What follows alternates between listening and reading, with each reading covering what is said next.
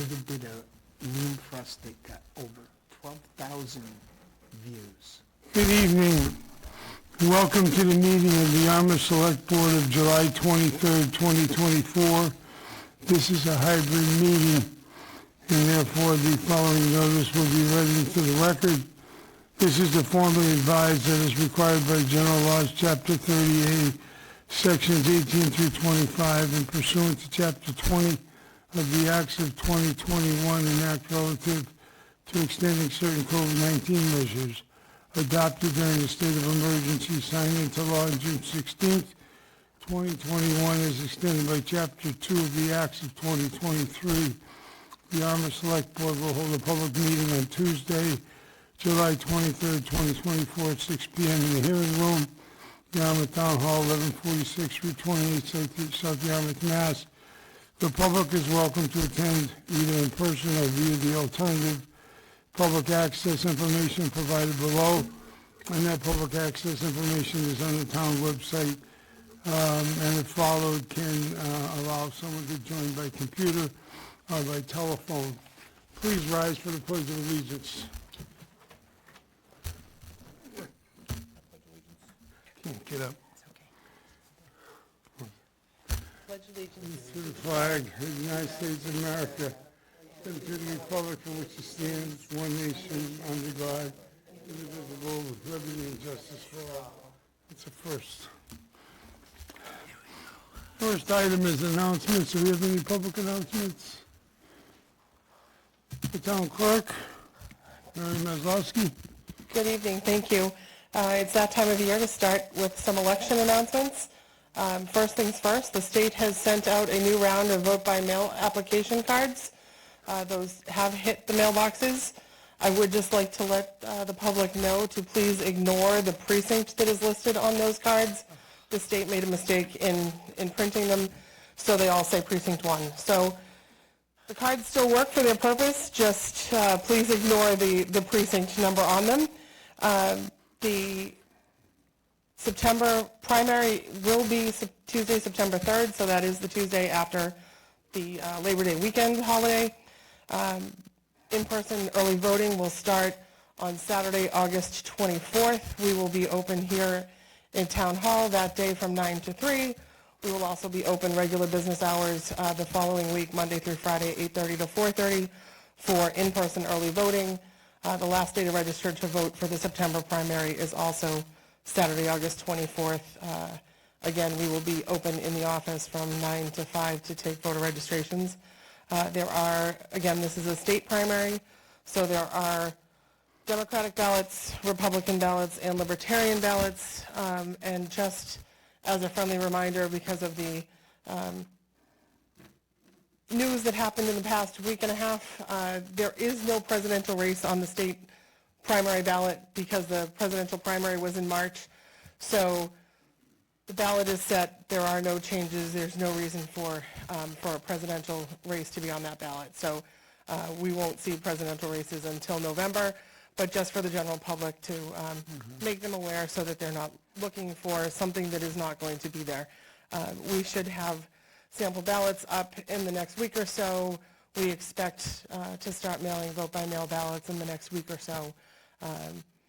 As we get ready, we're probably going to see in excess of 5,000, if not more, vote-by-mail ballots for this election. So if there are any questions, I will be back before you at one of your next meetings to deal with the warrant and the other ministerial duties prior to the election. But if you have any questions or if the public has any questions, they can call our office, and we're happy to answer them. I have one question, Mike. Yes. I'm just curious. I know that the way that the process is now is very cumbersome for your office. Has there been any reimbursement from the state? So there has been. So we get 2 separate reimbursements. We get both an extended polling hours reimbursement that is a long-standing one that goes back to 1983. And then we do get a vote-by-mail reimbursement. I don't have the numbers off the top of my head. In 2022, we received $40,000 back for vote-by-mail reimbursements, and I want to say we are probably slightly less than that for the March primary, but but we still got a decent sized reimbursement. They are reimbursing us for workers doing, for the state election, for workers doing vote by mail items and some advanced processing items and some supplies. So we send that in. I can get you the numbers. It's okay, Happy to send an email. Sure, because usually I they know. promise it. It's real money and it's real numbers. So those vote by mail reimbursements come in through the cherry sheets and then get deposited in the general fund. So, Anyone else? All right, next item is public comment. Anyone wish to be heard? You got hands up on the, There's hands up on the big board. Who do we have up there? We have Joe Glenn? Joe Glenn. Joe, can you hear me okay? You're a little broken up, Mr. Chairman. Can you hear me? Yes. Okay. Well, that's all that matters then. No. First, Joe Glenn, Precinct 6.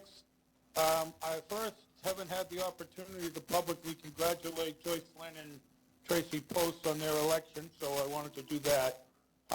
And secondly, I updated the select board on the organizational changes with the DY school committee, and I am in previous couple years, the school committee has done a rotating liaison, and basically I was one of the few people that was showing up or at least coming on remotely to kind of update you guys. But in the spirit of in the future, I think we've already started that communication. I think that we can set unprecedented communication levels that have never happened before. So I look forward to that. So I am the Yarmouth liaison to the school committee now, appointed by the new school committee chair, and we did our organization of all our committees. So I just wanted to reach out and let you know that I'm here, and I will try to be here remotely, if not in person, every week. Tracy is a liaison from the selectmen to the school committee. She was at our school committee and pretty much said the same thing. And the town administrator and the superintendent, everybody is kind of working towards greater communication. So I hope that happens, but in the case that I'm here and you ever have any questions, of course I always have to put the disclaimer that I'm not speaking for the school committee, and I mainly just want to update you on public record things. The good part is that whenever we have our meetings on a Monday, and the select board has a meeting on Tuesdays, it could be transparent to just be passing on the information that happened from the last evening in case you folks didn't get to look at the school committee meeting, or Tracy might not have been able to update you yet. So thank you very much. Have a great evening, and I'm looking forward to helping out and communicating in any which way we can. Thank you, Joe. We Anyone also else? have Christopher Guerin. Hello? Christopher, can you hear me okay? Yes, I can. Okay, you're on. Thank you. Okay. Well, I'd also like to welcome the two newly elected board members, and congratulations. And I'd like to thank the board members and town administrator Rittenauer for your efforts protecting Yarmouth's water and its environments during the last year. You have faced numerous challenges, including the PFAS drinking water contamination, as well as the funding and installation of the new sewer system. Mr. Rittenauer noted 2 meetings ago that great strides have been made mitigating the PFAS levels. In addition, the sewer construction is moving forward. Now, however, Yarmouth faces a new water and environmental challenge. An environmental crisis hit Nantucket last week that is still unresolved. The federal government ordered Vineyard Wind to shut down operation due to a failed fiberglass turbine blade that is shattered, broken off into the ocean, and washed ashore on Nantucket's beaches. For context, each turbine blade is reported to be longer than a football field, so it's enormous. Nantucket has wisely closed its beaches due to public safety concerns. And since then, the same fiberglass remnants have landed on the shores of Martha's Vineyard, as well as Chatham, according to the Cape Cod Times. The town of Truro has issued a public alert that over the weekend that Vineyard Wind has notified town officials that the fiberglass pollution will soon hit Truro's beaches within days. The 4-hour Nantucket Select Board meeting held last week revealed a number of concerning things. Vineyard Wind's ocean turbines rely on a constant supply of fossil fuels to operate. Turbines generate tremendous heat, so the turbines require oil and grease to lubricate the spinning gears within the turbines. The turbines also rely on poisonous chemical coolants and refrigerants to control the excessive heat produced by the spinning turbines. So these poisonous chemicals are apparently stored in enormous storage tanks that have been built adjacent to the turbines out in the ocean. When the wind doesn't blow or the federal government shuts down operation, Vineyard Wind relies on coal-fired and natural gas electric power plants to make up for the lost electricity. So this natural disaster has raised numerous questions concerning Yarmouth. Given the spread of this pollution, what will happen to Yarmouth's South Shore beaches from Lewis Bay to Bass River should this fiberglass debris wash ashore? Did any oil or poisonous chemicals leak as a result of the failed turbine blade? What will happen to the Red Jacket resorts for properties, for example, that extend from Parkers River to Bass River should Yarmouth's shoreline be closed? And will this environmental disaster happen again? A quick search of the internet reveals that these turbines blades fail frequently around the world. So in light of these questions, Senator Sear posted on his social media that he would like to answer his constituents' questions about this environmental disaster. And Select Chair Member Stone, I would ask, please accept Senator Sear's offer and invite him to your next Select Board meeting so South Yarmouth residents may ask him reasonable, relevant, and respectful questions about this environmental disaster. You may recall Senator Sear has appeared before this board several times during the last year. However, he was not permitted to respond to the public's questions due to procedural rules. In addition, you kindly have indicated in the past that you would be happy to invite Senator Sear to a meeting in order to respond to the public's questions. Given the enormity of the current environmental disaster and Senator Sear's offer to meet with his constituents, this is an appropriate time to invite him. Thank you for the opportunity to speak. Thank you. Anyone else? That's it for the big board. We got anybody? I think so. Okay. We will move on to the next item.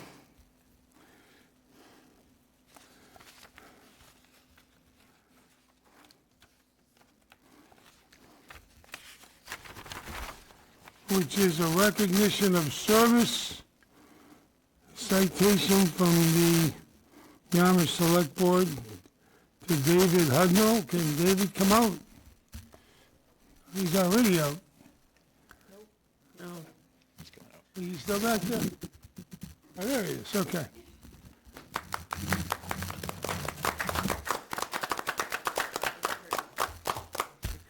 David, after we hear a few words from Paul, we'd like to express to you our most sincere thanks and gratitude for all the great work you've done for the town of Yarmouth. I can't think of anyone else that was recently been most instrumental in our area of communications. But I'll let Paul speak first, and then we have a citation for you. Thank you, and thank you for the opportunity to thank David. It was about 2 years ago that David came on board and started working with the town in our communications department. At that time, we were just beginning to really put together a plan of what that's going to look like, and I wasn't too sure that Dave was going to cut it. However, his reliability especially when it came to taping town hall meetings, and his dedication to making everybody look good never went unnoticed. Your creativity and problem-solving attributes consistently brought fresh ideas and solutions to the projects we had here in town. Your expertise as a digital media producer and your savviness with social media have been truly invaluable to the town. Everything from recycling with Roby, road work with Rosala, your animations backing anything from voting to wastewater and many other areas, but especially the Notify Me meme that got 12,000 views on Facebook. That's quite an outstanding feat down here.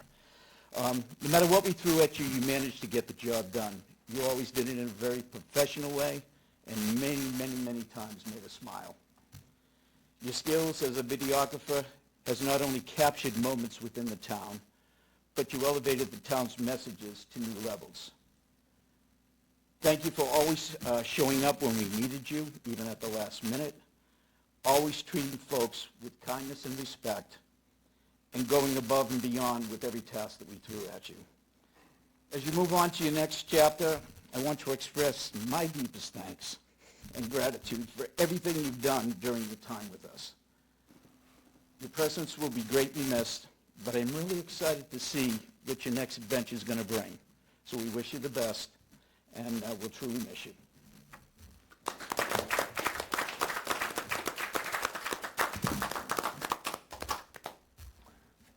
Okay. This is a citation from the town of Yarmouth. It's the official certificate of appreciation. It says, the Yarmouth Select Board hereby recognizes David Unalt for outstanding service to the town of Yarmouth. And let it be known that the town extends its sincerest thanks and appreciation for your dedicated service, recording numerous committee and board meetings, creating entertaining videos and postings which significantly increase the number of views on each of the town's social media platforms, and assisting our communications team with the town's branding of various projects. This citation was approved by the Yarmouth Select Board on this 23rd day of July, 2024, and it's signed by me on behalf of each member of the board, of the Yarmouth Select Board. You come up and take this.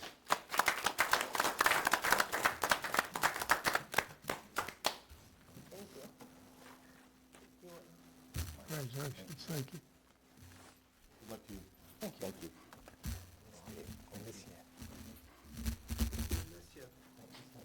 You.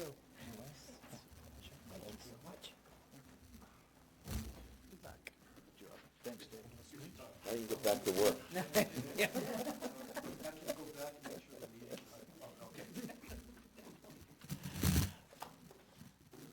I quite fell into this job by accident, actually. As the old saying goes, it's not what you know, but who you know. And I just happened to know the right person when this position came available. Video has always been a hobby of mine, and to make, well, a career out of it is quite a blessing. And to do that in government for the town of Yarmouth, it's been very special. We've worked together to pass the sewer infrastructure bill. We've helped change the town's seal. We've worked hard at informing residents through creative means, whether that's memes or graphics or what have you. To work for this town has been wonderful. Bob, thank you so much. Lori as well, thank you too. And Paul, even. Even Paul. He left. When I said to them, hey, let's kind of get with the times here with our social media. Let's start, incorporating memes and popular culture into our government publications. They said, yeah, let's do that. Go for it. And they trusted me, and that's a big thing. And this town has some wonderful people working in it. absolutely wonderful people. From all the committees, I think I've covered close to 500 meetings in my time here. All the volunteers, all the admins of those committees, oh my gosh. The work that those people put in is incredible. And it has been a joy to cover everything for this town, to get to know all of these people, and to have an impact in a role that I find very fulfilling. So for all of that, thank you very much. Thank you, David.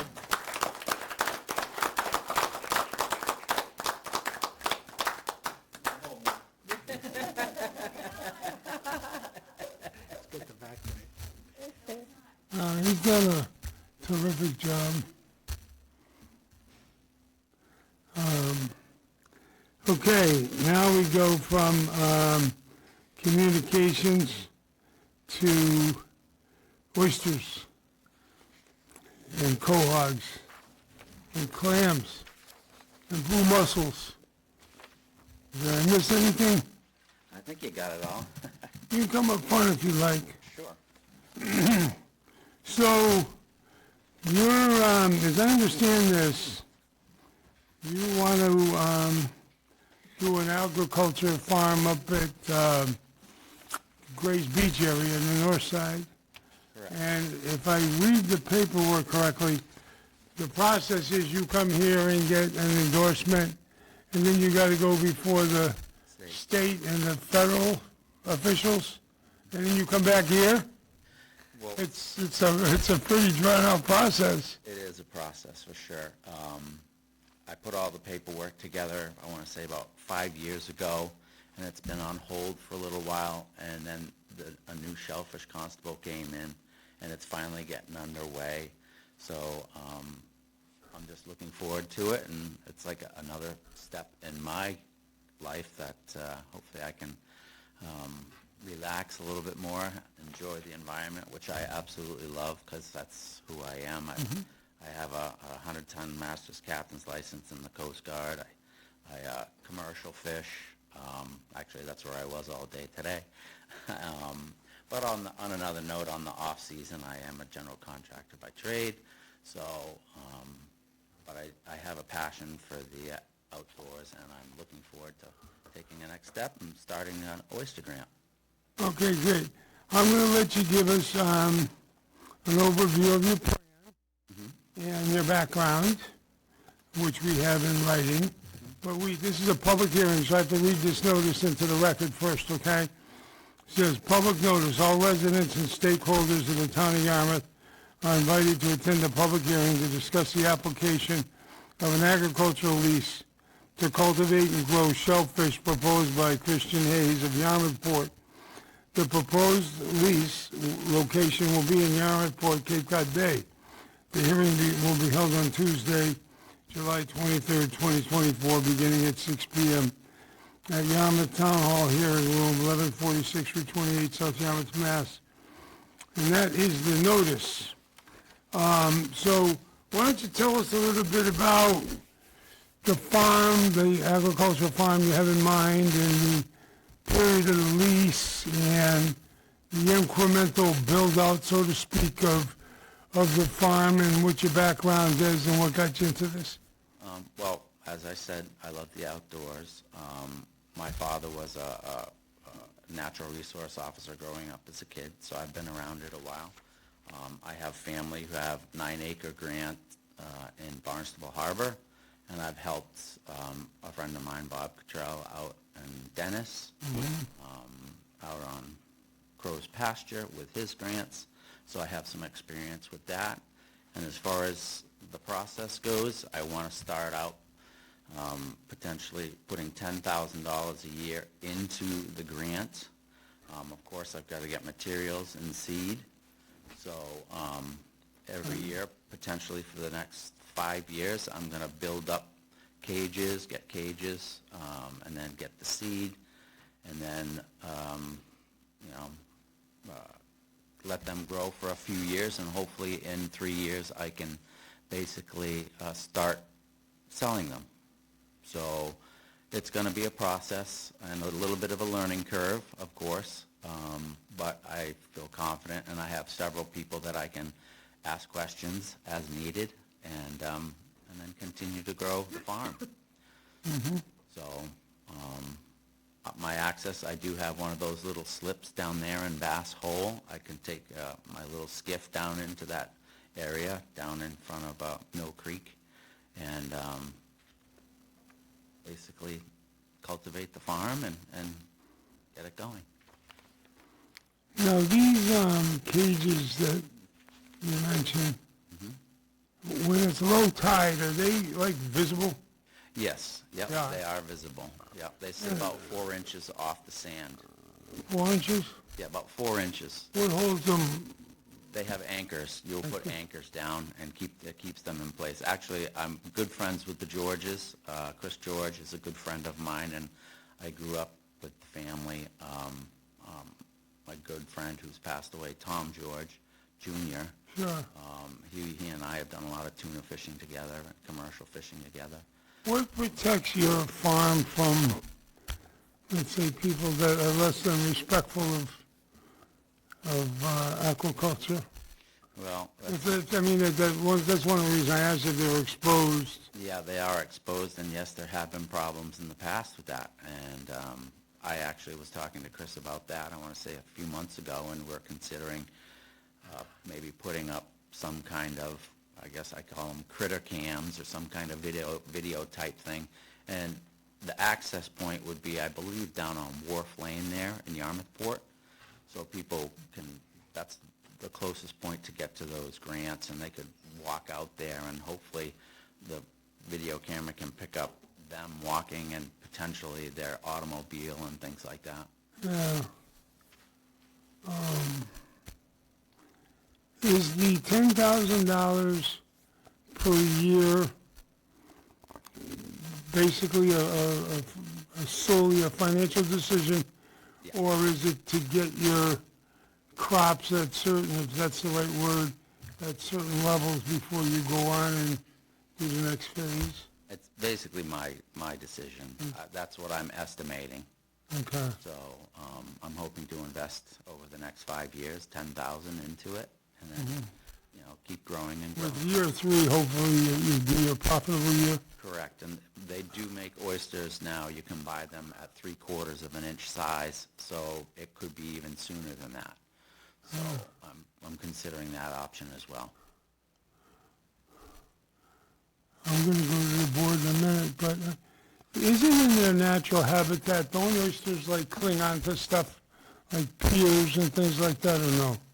They do. They like the rocks, and they gather together. They clump up together. But they're in cages, and they'll be in bags, so they'll probably be 2,000 or 3,000 seed in one of those little bags, and they all get to grow together, and then once they get to a certain size, then you spread them out into more cages, and it just gets bigger and bigger. And this is just going to be a wholesale market, right? Correct. Let me ask you this question, because I was curious when I read it. There's 2 months of the year that they come out, right? Correct. It's January and February. Yep. Why is that? Why don't you just Well, leave them in there all year round? well, you never know. You might get some ice one of these years. I know we haven't seen it, but I can remember days in Barnstable Harbor The ice where kill them? it'll crush the cages, Oh. and it'll destroy your I see. which you do not want to have, and it'll crush the oysters. So you mentioned you store them in temperature controlled. Where do you put them in? You just store them in the bags, and you put them on shelves, stacks in a shed or in your garage. Really? Mm-hmm. That's all you have to do? That's really all you have to do is, Put them back yep, a couple months later? yeah, early March. Okay. Well, at this point, I'm going to go to the audience, and then I'm going to come back to the board. Does anybody in the audience have anything to say either in favor of this project or against it? See a gentleman in the back here.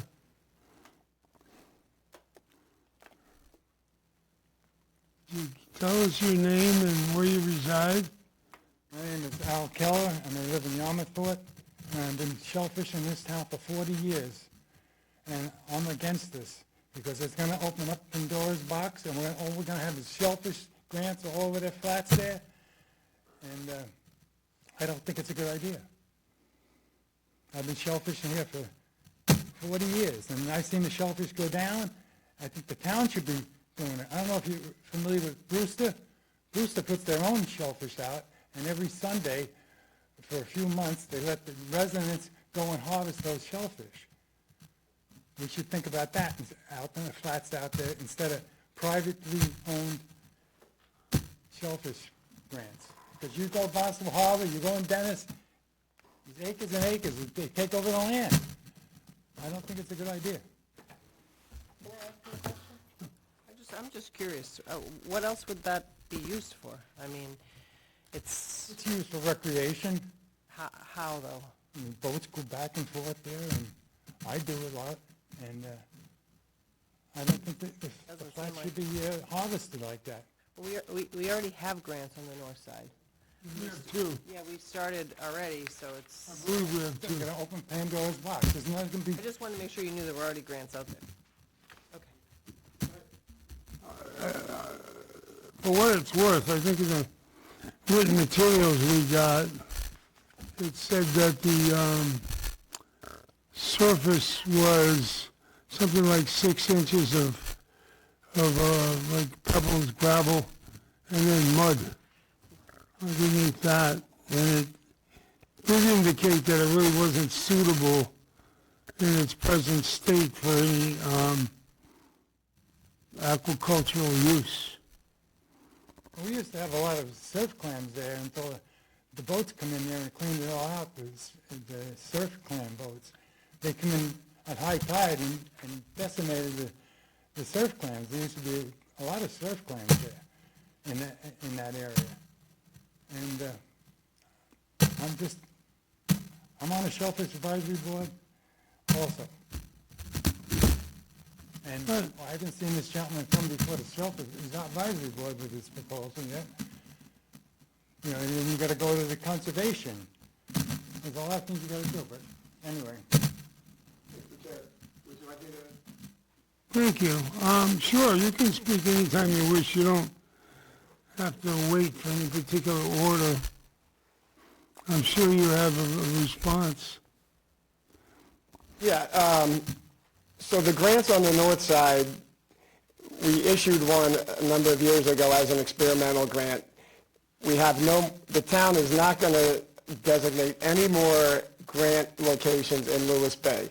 There's a waiting list, and so when someone vacates a grant, then we'll go to the waiting list. We started as a pilot program a few years back, the grants in Cape Cod Bay. It worked out well. There's been now 2 issued under the past Shellfish Constable. Mr. Hayes' proposed location is in between those 2 grants. So we're not expanding the footprint of the grant lease area and don't have any intention to. But basically, this is unused space, and our Shellfish Constable has gone out and surveyed the area and found 0 shellfish. The bottom is, as you said, it's 6 inches of like sugar sand, and then your mud or your peat, your hard peat underneath. Basically, at this point in time, barren of anything else, and in between 2 existing grants. That's the proposal as is, not to, the town can limit the amount of lease space that we issue, and so we don't, intend to expand this footprint necessarily much larger than it is. Hopefully, Al, that answers your question to a degree. But this process would entail the application. If the board gives preliminary approval, then the application would be forwarded to DMF. They would come out and survey it themselves and then issue the state licenses. Then at that point, yes, it would come back to the board for final approval. Yeah, so this really, if I'm not mistaken, just allows this project to go to the next level. Right, to Be considered by the state and then the feds, right? correct. And then it comes back, Tracy? I just have one question. So, Mr. Keller spoke about other committees. Is that factual? That I've never heard that before. I thought it was this board's we have that Mr. Keller sits on is, and I've actually staffed it, it's the Waterways and Shellfish Advisory Committee. So it's an advisory committee, so proposals for docks and other water-related issues would come to us, like dock proposals, NOIs would come to us, so we could comment on it before it would go to Concom, who's the regulatory committee. So Concom would, consider our input as an advisory committee. Things like this, I'm pretty sure this did go to in front of the board. I don't know if it was a meeting that you were there or not, in front of the advisory committee, or it was mentioned in our comments. I don't, Mr. Hayes had no obligation to have a hearing in front of our committee, but, I mean, we can do that. We can schedule that and have that on one of our agendas. I think probably before it goes to the final approval to the board, if that would make everybody feel better. I know I've been here before when we looked at other ones, and I hadn't heard that process before, and I don't want to make it, I want to make sure that we're following the same process for everybody, so. Right. That's my only question. Questions? No question. No. Do you have anything, Joyce?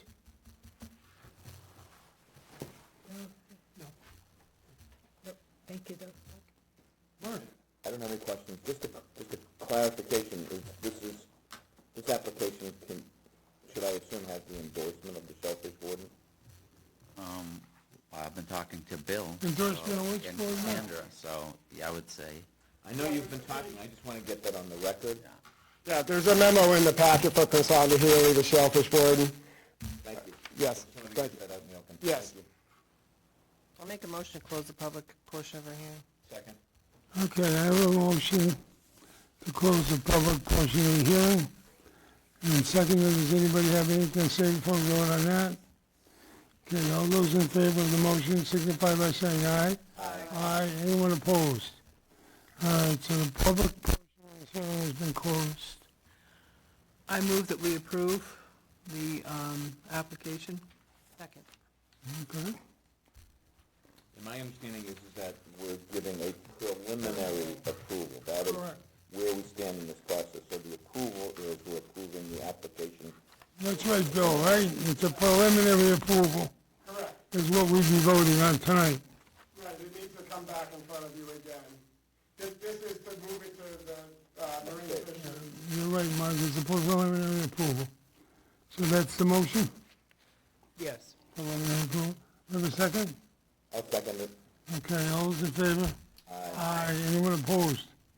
That passes unanimously. We wish you the best of luck, thank you. and hopefully you'll have a very successful operation. Thank you very much. Helps clean the nitrogen from our water, too. Yes.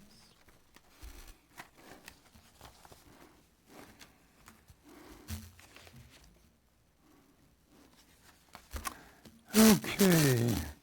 Next item is the Paint Stewardship Program legislation endorsement. It says Thomas Irwin via Zoom. Is he coming in? So Mr. Irwin has been elevated, he's here, and if I could invite Roby Whitehouse and Jay Gardner up. I know that the board has correspondence from the Yarmouth Recycling and Solid Waste Advisory Committee that we had invited here this evening, and also from the Board of Health regarding the proposal. So who's going to speak on this, Jay? So just come on up and Roby? we could talk about the committees. The Board of Health Jay will explain, and Roby's here to represent the Recycling and Solid Waste Advisory Committee. But Tom Irwin's not coming, right? Tom Irwin's here. Oh, he is here. Well, if we could elevate Tom to a status, I see him on board. Okay.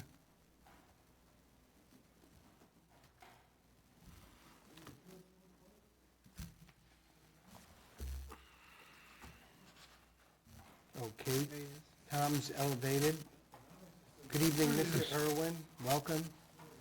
Yes, to unmute. There he goes. Good evening, Tom. Good evening. You hear us Thank okay? you for, Good. All right. So who wants to begin? You want me to start? Sure. My name is Roby Whitehouse. I'm the Assistant Public Works Director for the Town of Yarmouth and the liaison for the Yarmouth Recycling and Solid Waste and Recycling Advisory Committee. Man, that's a mouthful. That's why we call them RASWAC. That committee is down to 3 members, and they heard from Mr. Irwin just a little over a week ago at their most recent meeting, and they were very, very excited about this adventure that's going forward. And they were actually pleasantly surprised to find that one of their members, a former resident of the state of Connecticut, actually had firsthand experience with Paint Care. And he expressed his vehement support for that program, and he was very grateful to hear that it's something that's coming here to Massachusetts. So in your packet, you have a letter from the chair representing those committee members, giving you their support. Okay. Jay? Mr. Chairman, to the board, the Board of Health heard this on July 15th. The presentation was given and unanimous support. You should have that in your packet.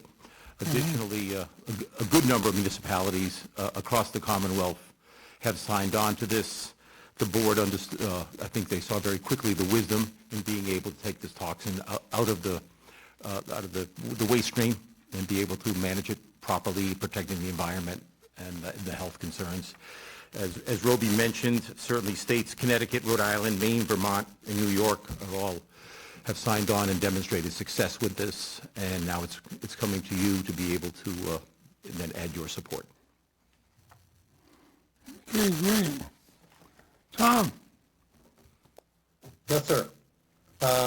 Good evening, and thank you for this opportunity to again discuss the paint stewardship with you. This evening, as we further consider the Yarmouth Select Board support of paint stewardship, I would like to begin by highlighting a few key points from my June 25th presentation before entering into a discussion with questions and answers.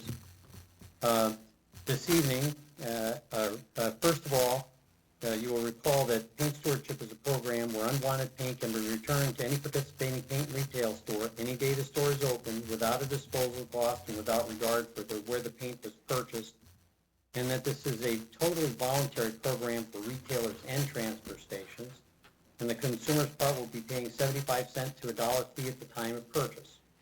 And as already noted, this program is already operating in 10 states and 5 of our surrounding states. And the key benefits that Yarmouth is going to see is it's going to be a service your residents will value. And as we previously discussed, 91% of Yarmouth residents with unwanted paint in their basements, of which there are likely many, would deeply appreciate this law. Second, it's going to represent no cost to Yarmouth or any municipality and will decrease household hazardous waste day costs, freeing RDP money for Yarmouth to address other important solid waste issues. And third, paint stewardship having the support of manufacturers, paint retailers, consumers, and the state sets an important standard for future product stewardship legislation, and as a model will help guide us as we consider future product stewardship legislation that will address larger items like mattresses and solar panels and so forth.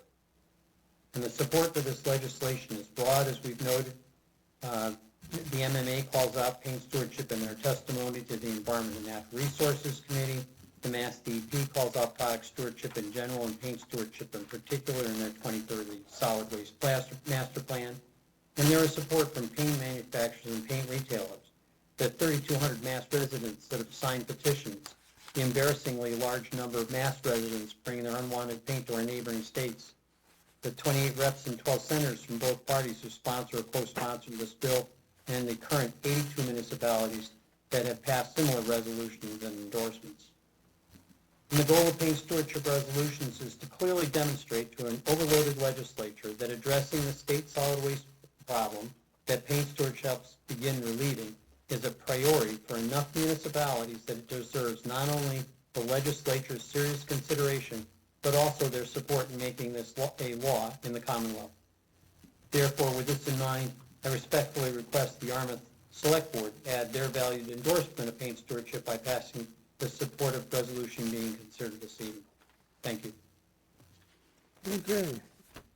Does anybody, have any questions on to any of the speakers? No? I think we got so much information last time that we may be ready.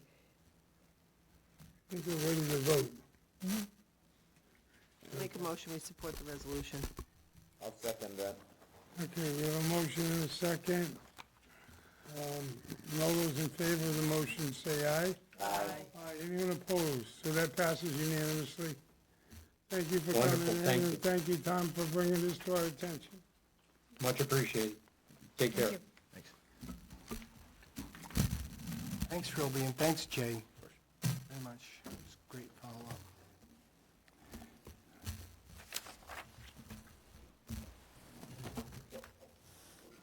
Okay, the next item, I'm going with Jay. Public Health Excellence Grant from Barnstable County.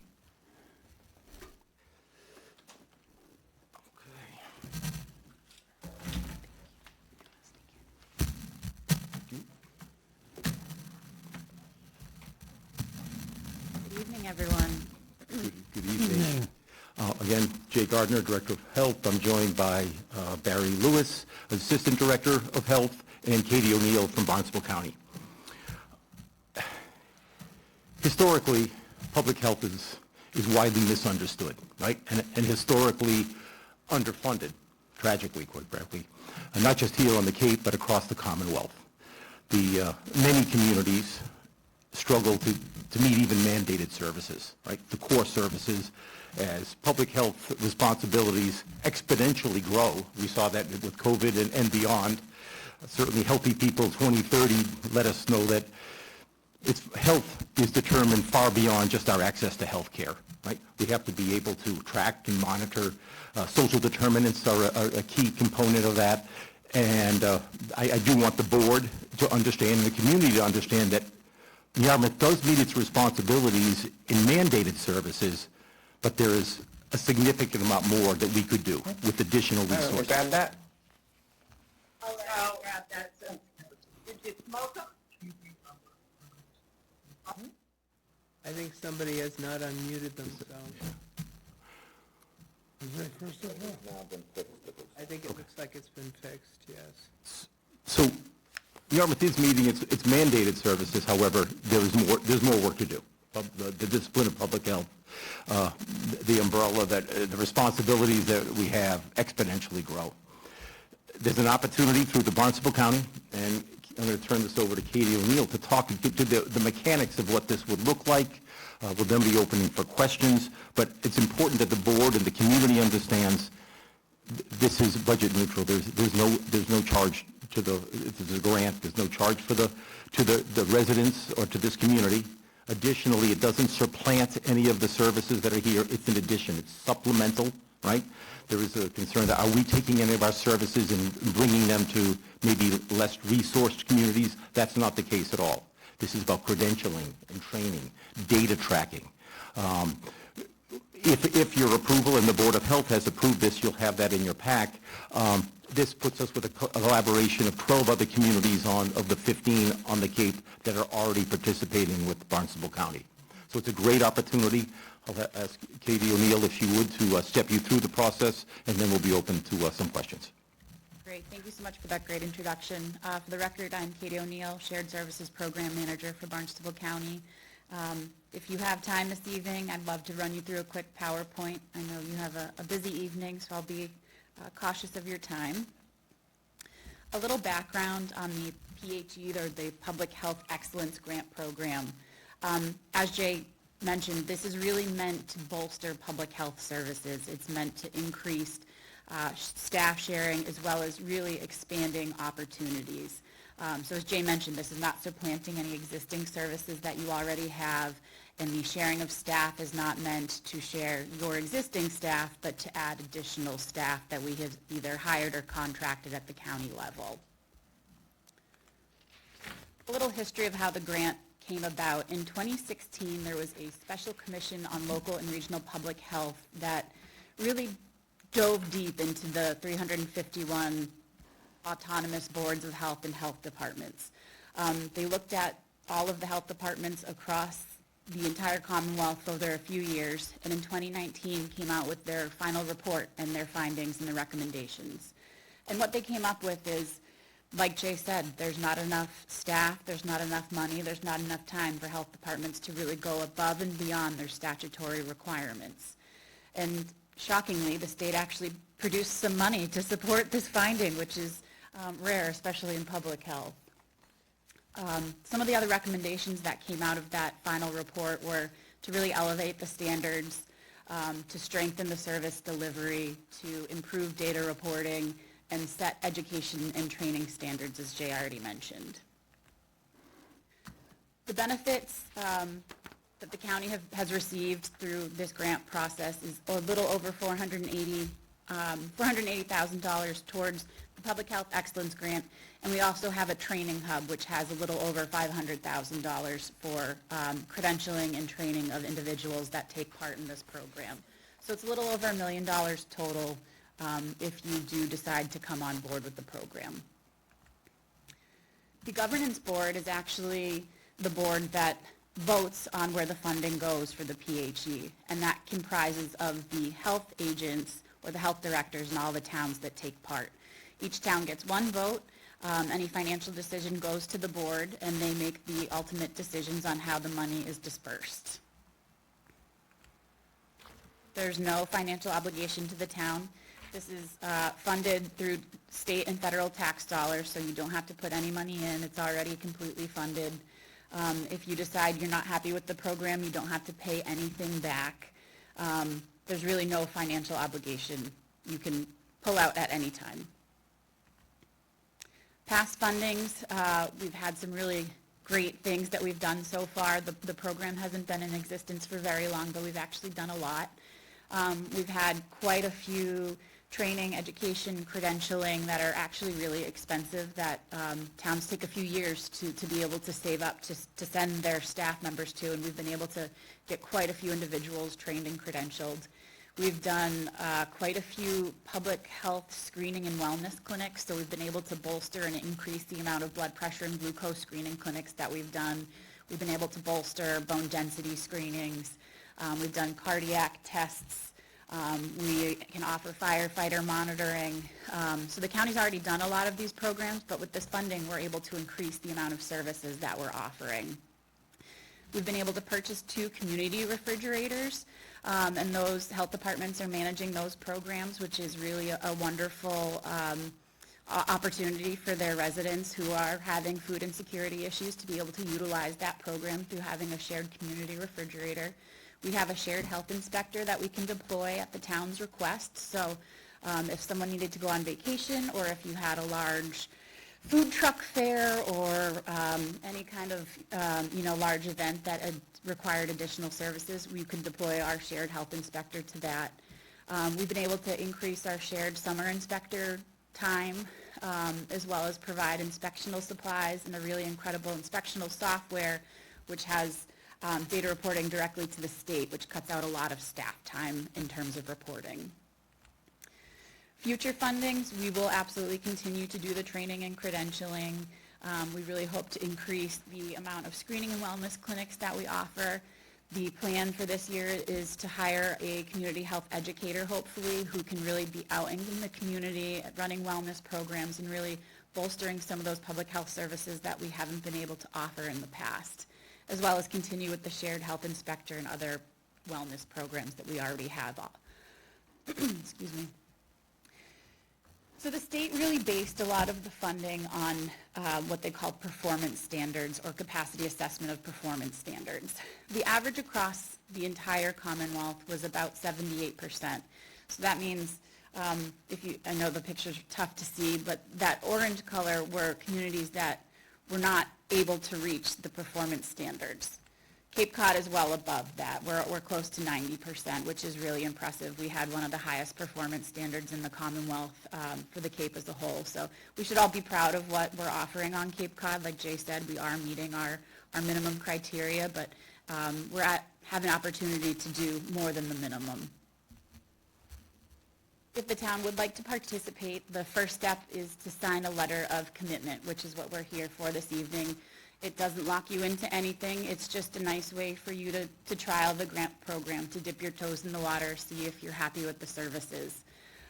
You would have to do a capacity assessment, which is just providing some inspectional data. The state requests specific reports depending on what they're looking for, and then they base any additional funding on those reports. So if, Jay says we're having a hard time, I don't know, I don't want to put words in your mouth, but if you say that we're having a hard time, the state might provide extra funding as part of this grant program to help bolster that, which is a really nice thing to have. If you are happy with the program, then we would ask you to sign an IMA, or an intermunicipal agreement, and we would come back to the board. That would be a formal vote. That would be a step down the road. And another part of the participation is to convene in those governance board meetings, which are right now monthly. They might be pushed off to quarterly, but at the current, they're monthly meetings. And then the other last requirement is to eventually meet all their performance standards, which I believe you guys are already meeting anyway. And I will open it up to any questions to the board at this point. Thank you, Mr. Chairman.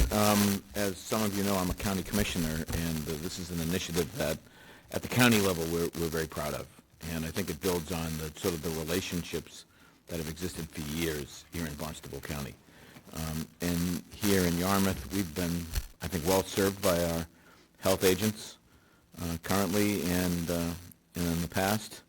And the collaboration between our health board and our health officials in the county has been nothing but superb. I think that's one of the things that I think made it easier for us maybe than others to secure this kind of funding. It's become that because of that collaboration between the county health department and our individual boards of health and our individual health agents. The Cape has a very strong group of health agents.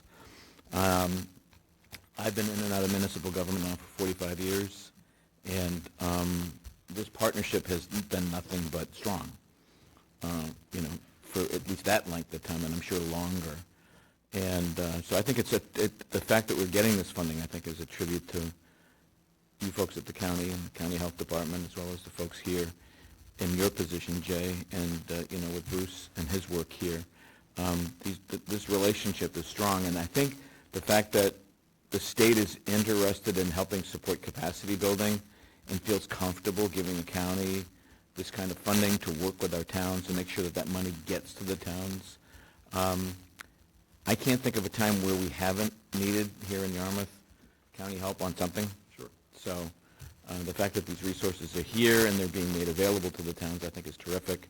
There's some towns that need more than others, but everyone's being given an opportunity to participate, and that's one of the things I think is great about this initiative is everyone's been invited to sort of join in, and it's an excellence grant. The whole goal is to improve and create a culture of excellence in terms of delivering health services. It's been going on for a while, and I'm glad that we're a part of this. So thank you for the work that you're doing at the county, and Jay, thank you for the work that you're doing here for the town of Yarmouth. It's a great partnership, so I'm fully supportive. Tracy. Thank you. This is great. I love collaboration, and I love money, especially when we don't have to spend it. But, over time, there's been a lot of instances. I know our nurses that we've had with flu clinics and so on and so forth have always been on the brink because of budgetary issues, so things like this is great. I just have a couple of questions. Surprised to hear that we're 12th. Was there hesitation to get into this program previously, or? I wasn't here. I will tell you this, across health agents, when they hear shared resources, they're thinking that perhaps you're extracting what maybe some of the bigger communities and think we're going to help out some of the smaller municipalities. So I think there might have been some hesitation in the past on that. I wasn't here at the time, but my guess is that some of the larger communities thought that, well, I'm going to be sending an inspector or potentially a 0.5 FTE nurse to some of the smaller communities when I need them here now. I think that was the hesitation. Really, this is not yet. This is supplementing and not, when you say, Sherry, this isn't regionalization where an inspector is in one community 2 days a week and another 3. We're going to have all the capacity that we have, and in addition, we're going to have the resource of Barnstable County. So, Tracy, you bring up a good point. We could have been, I think it's 12, Yarmouth will be lucky number 13, but I think that's what it was that in fact say, we don't want to lose any of this that we have in place now, and that's just not the case. Okay. How long do you anticipate this to last? So it's renewable every 3 years, so we've already received guaranteed funding through the end of 2027, fiscal year 2027, and then we have an opportunity to renew it 3 more times, so 9 more years. All right. And so you said in the process is to come back at some point after you collect the data and you do the data assessment. Is that data assessment a cumbersome process for our staff? Is there assistance in that? So I actually was a health director for a different town. I've been through this process. I can speak firsthand. It can be a bit cumbersome, but we are happy to send our staff here to come and do any scanning that is required. And so the IMA, is it basically a check-in after all this is done? What's the estimated time for us? I mean, what I'm curious is our health department going to have enough time to assess the value of what we're getting into prior to signing an IMA? We won't come to you unless you're comfortable. You have plenty of time to wait if you want to I don't want to wait, I just want to, so we don't get the services until the IMA is signed, is that, okay? You can start So we receiving can't- some of the services, absolutely. Okay. So my last question is, how do you, well, 2 questions. Where can I find what's allowed in the grant? What's in the scope of services?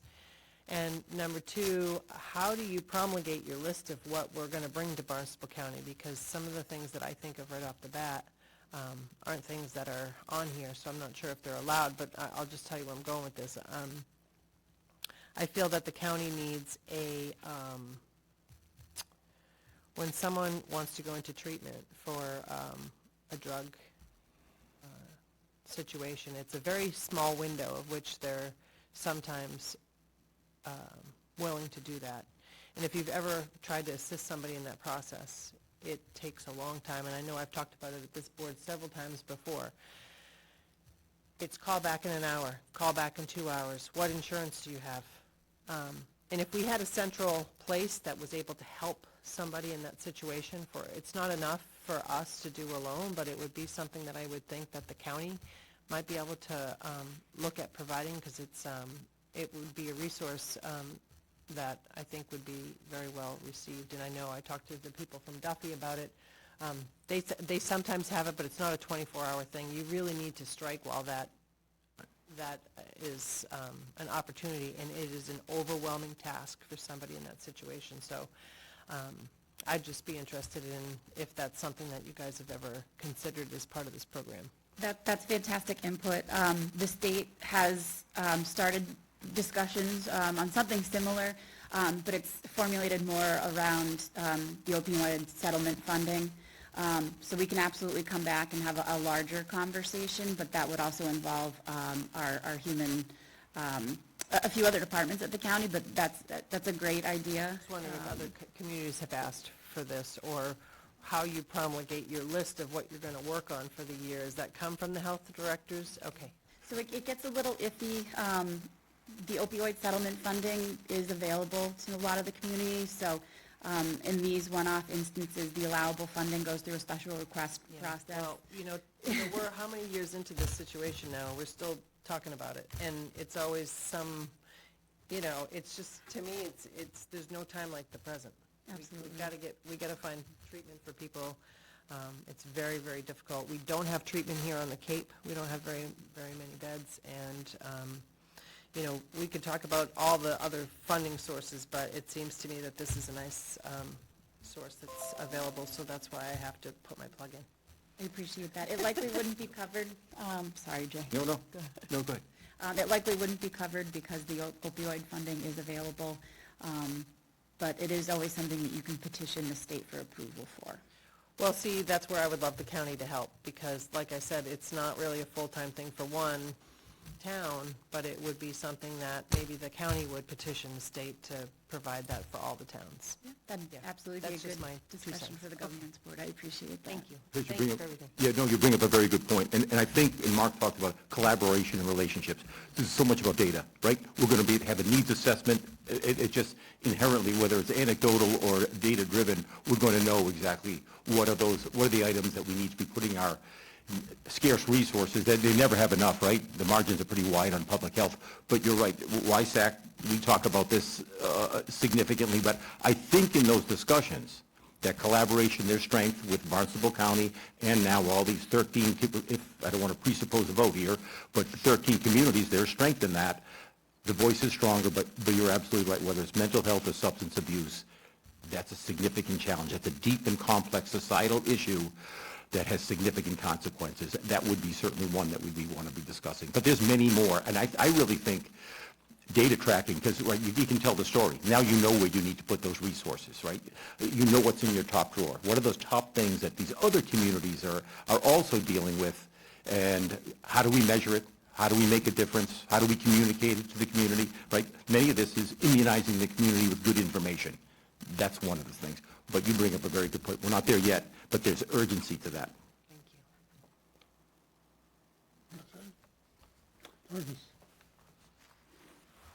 Thank you. I'm happy to hear that it's talking about at least 9 years out, so this is something that would be available.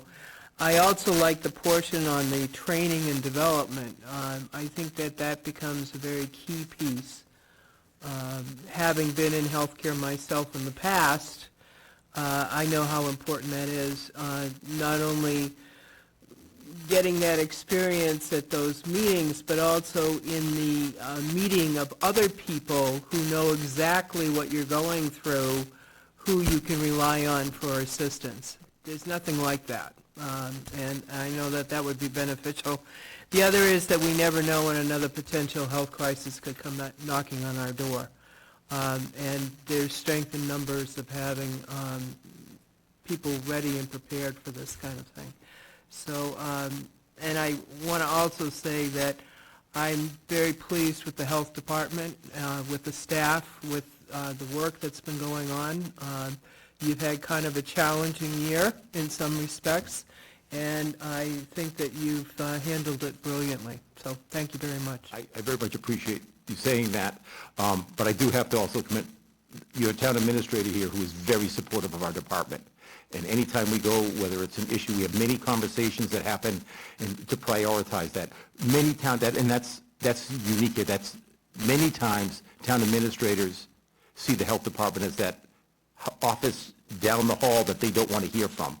And I can tell you, Bob is not that. Bob wants to hear, to know what that is, because every successful entity, the community, is built on a foundation of good health. And he understands that, and we have many times daily conversations to supporting in that. So there's no issue that I come to. We may not be able to solve it right away. So I appreciate what you're saying, but it's a team effort internally as well. So thank you for that. Thank you. Joyce? Oh, I think this sounds like a wonderful addition of human and technical resources that you can draw on as needed. Clearly, the public health director and assistant director from the town are very much in favor of this, and that seems to me like, a vote that we should listen to. It sounds wonderful, and I appreciate, as Dorcas said, the ability to plan somewhat long-term with a grant that will probably be renewed for 3-year increments. And I almost wish that we could have done this last year, because I so appreciate the idea of the offer of just rarely subbing in when a health department is overwhelmed or someone is out, because the last 10 months with our health department, I think it was all hands on board, and sometimes it almost seemed like 24/7. I totally suggest that we sign on to this. It sounds like a really good plan. Okay, thank you. Appreciate those comments. I make a motion that we accept the proposal, and realizing that it's preliminary, give it our support and look forward to more in the future. Do I have a second? Second. Do you have any comments, Mike? My only comment is I'm in general consensus with everything everyone said. I want to thank you for your hard work, your creativity, your resourcefulness, and your vision for making health services better in Yarmouth and throughout Barnstable County.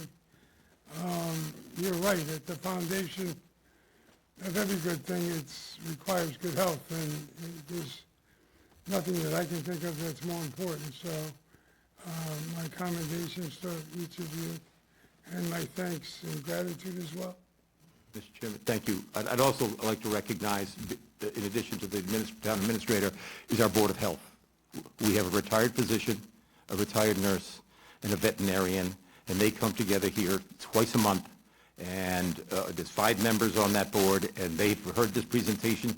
They gave some very introspective questions to Katie to be able to say, well, what is it that we're getting into?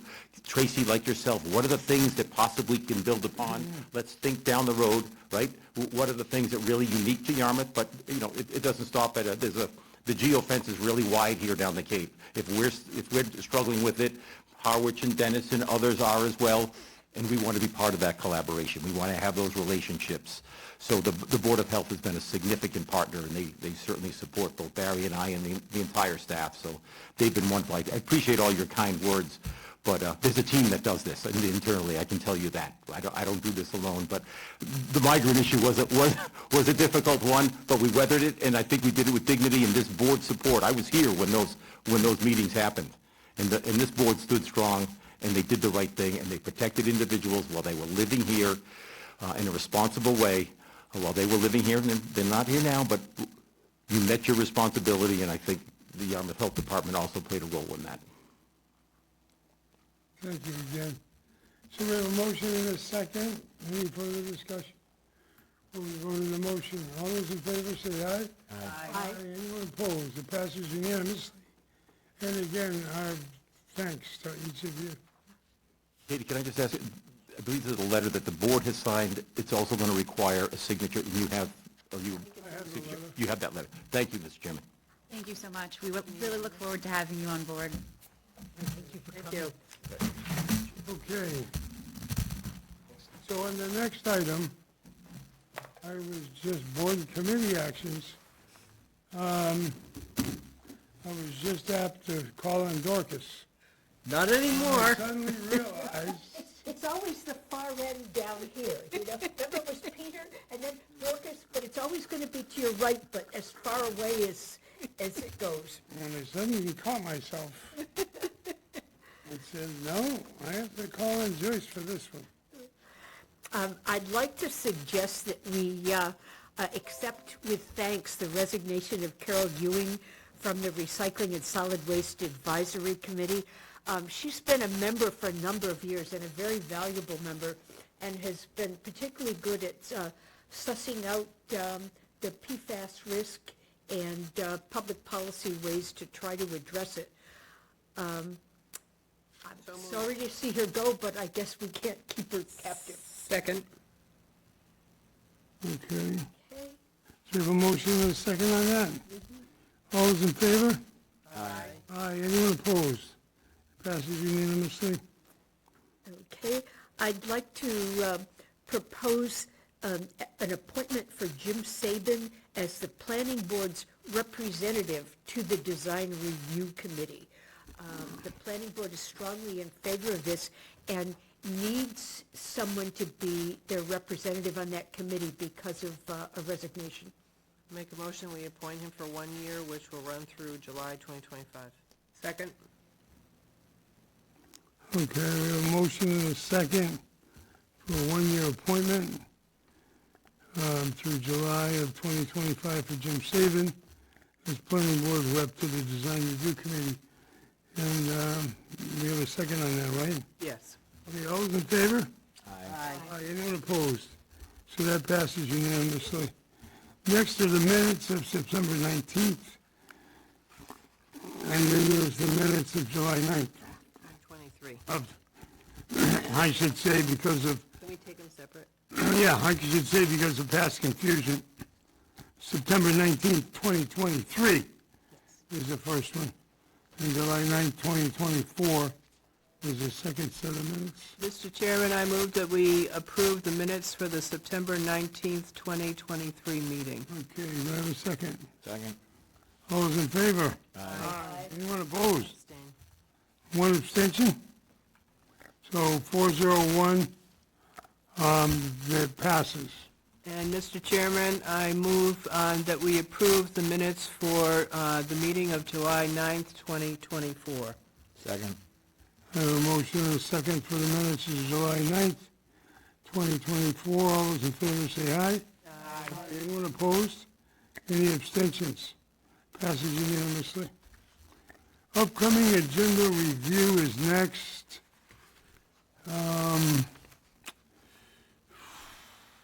August 6th looks very full. Yeah, now, I think we're gonna spread some of these items out Okay, good. a little. They're tentative, we listed them because we wanted to keep strong focus on them. And like, for instance, the Housing Authority, we weren't able to confirm them. We got a package store hearing. Review of priorities for coastal resilience. We might put the road construction update on the next one as well, but we Road want to... construction update, Yarmouth Housing Authority update, if we can get them in here. Route 6A update tentative. Order of takings for the Cape Cod Rail Trail, Phase 3, and a possible vote on the park. That's another one that we're just kind That's of pushing. Well, August isn't the survey still out on that? Oh, wait, there's more. Let's continue. Drive-in site utilization committee, That's on the... accept special town meeting calendar, and to set a special town meeting date of November 19th. Is that November 19th date kind of a lock? That is the date that was recommended by the town clerk is okay with it, and I think moderator is okay with it. And, What about the facility? you know, I want to double check that. I'm pretty sure we have the request in, but that's a good, I mean, that's critical. Yeah. Okay, well, we should know that soon. Yes. All right.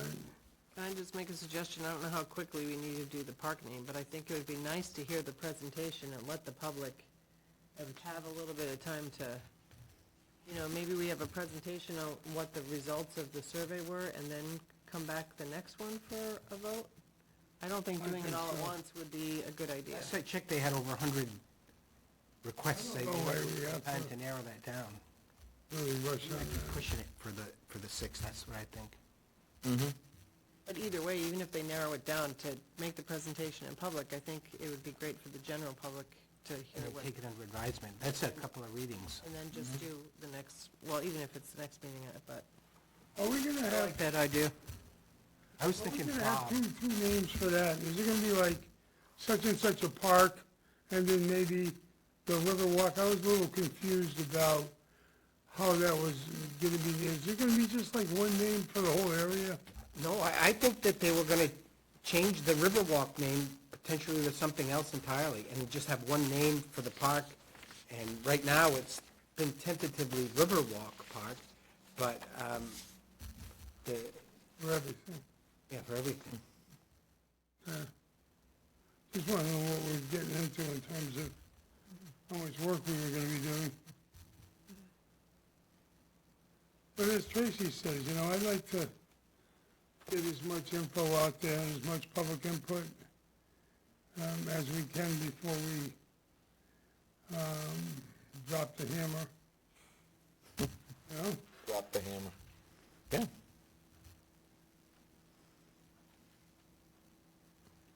On the Housing Authority, I know that we've received a letter back from the Housing Authority, but, and I'm not saying that it should be on August 6th, but somehow I'd still like to have a meet. Should we be discussing then that we need to have a meeting to discuss it without the presence of the Housing Authority if they are refusing to join us at a meeting? so that we can give the public an opportunity once more to, I think the public needs to go to their meeting. I think the problem is that, I think if I'm reading between the lines, that there's a legal issue that they are trying to sort through right now, so it's difficult for them to talk in public. Am I wrong? Did you? I don't have their innermost thinking. We tried to get them here. It was for in the tonight. letter. Yeah, I saw their letter, but it's, you know, there wasn't enough information for me to. Oh, okay. I was trying to read between the lines. I was assuming that it was, they have a bunch of legal issues that they're trying to sort through, and they're having a difficult time to be able to speak in public, so that's why they were asking for, they're putting it off. So, Tracy, did you want to move some of those August 6th items? No, I mean, I think what he's saying is the Housing Authority hasn't accepted, so No, they haven't. that is tentatively already off the, That's a tentative, yeah. Route 6A is a tentative, too.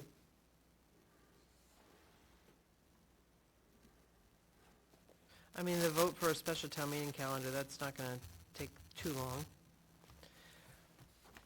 And if he said we're gonna get a construction update at a different time, maybe then that solves that. Yeah, I think we should work a little more on the road construction update. There's been a lot of communication on that topic, and, you know, meeting with the chamber and things like that is important too. So we want to, when we have that, have a nice meeting and have a lot of information. so are you saying then that that should be moved from our Road next constru- meeting? Yeah, move that one maybe to the 20th, Road construction? road construction update. Move that to the 20th? Yeah.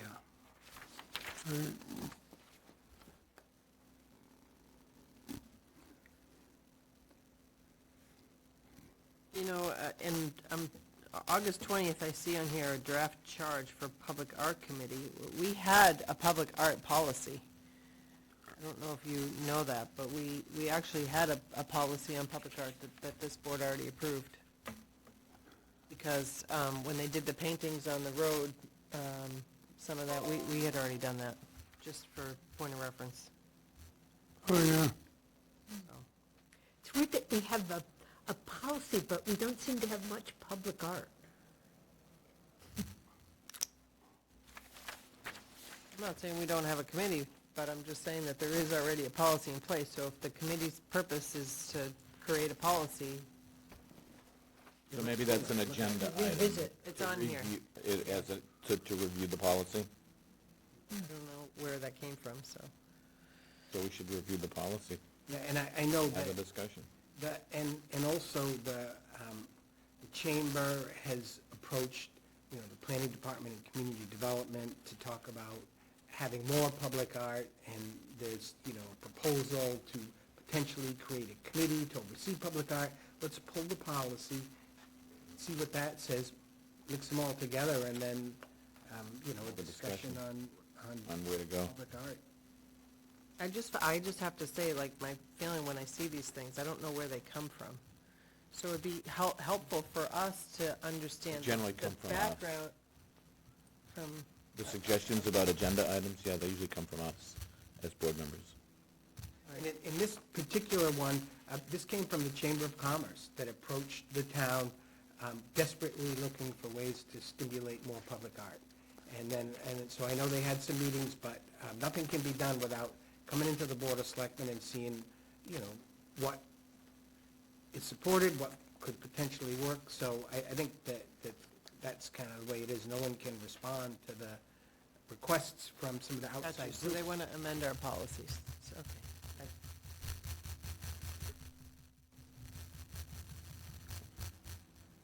So going back to our meeting for August 6th, what then will be staying for the meeting as opposed to some being pushed to a different date? Well, we got that liquor hearing. Liquor hearing, the priorities for coastal resiliency. For coastal resiliency. We'll have a presentation by the Drive-In Site Utilization Committee, and a plan, we just won't vote on it, but that, I'm sure we'll take some discussion. Order of takings will be there. Route 6 update is still tentative? It's still tentative. I don't know if that, What's tentative, the order of takings? No. 6A. Route 6A update. So they- Is there gonna be much on that order of takings? No, I don't think so. Is there many takings involved? 6. 6? And I think they're fairly small. Oh, yeah, I see it now, in parentheses. 6 total. Maybe too much. As Tracy said, are we gonna move out the, park naming?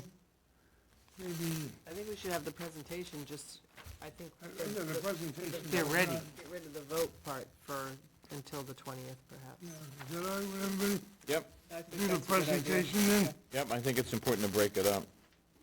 Okay. And just to be clear on this draft, this public art thing, I mean, if someone's gonna be presenting to us a draft charge, I think the whole discussion just deserves a broader, I'm sort of agreeing with Tracy here, we need to have a broader discussion of what's the current policy, why are we changing it? And if someone's promoting a change, I think we should certainly hear them out, but we're gonna need a lot of information. Like Tracy said, if we had a policy, it would be nice to also have, if there's anybody on town staff that might even be able to tell us why, I mean, why the, you know, By the change. what, to the well, no, proposal. what have we been doing to even implement the policy? I mean, or at least maybe the administrator can come to the meeting to sort of tell us, okay, we have a policy, but, you know, some insight as to why very little, if anything, has happened. You know, but maybe the chamber knows. I think the person who was on staff and most interested in developing public art is now the assistant town administrator in Bourne. So I think that was a bit of a one-woman cheerleading effort, and then because she left 1 year into it, it sort of fell apart. Well, when we did that, we did the electric box wrapping, we did a few other things at that time, that it was her and Mona, actually Mona and